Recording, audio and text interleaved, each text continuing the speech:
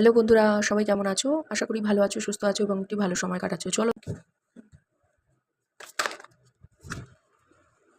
Yes, এই ব্যক্তিটি loyal, ঠিক আছে? কিন্তু কোনো না কোনো সিচুয়েশনে স্টাক আছে। থার্ড পার্টি সিচুয়েশন থাকলেও থাকতে পারে, বাট ফ্যামিলি ম্যাটার মেইনলি। যেকোনো দুটো সিচুয়েশনে স্টাক রয়েছে।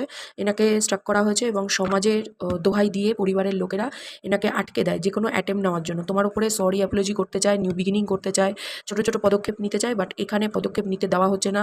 মাইন্ড ফগি করে দেওয়া হচ্ছে, ডিনাইল ফেসে তৈরি করে নেওয়া হচ্ছে ফ্যামিলির থেকে। কেননা টাকা পয়সা ম্যাটার করে এনার জন্য, এবং তার জন্যই তোমার ভালোবাসাকে কোনো না কোনোভাবে না মোল্ড করে রিজেক্ট করে দিচ্ছে। তুমি ফিল করছো যে রিলেশনে তো আছে, কিন্তু কোথাও না কোথাও ইমোশনাল বন্ড নেই।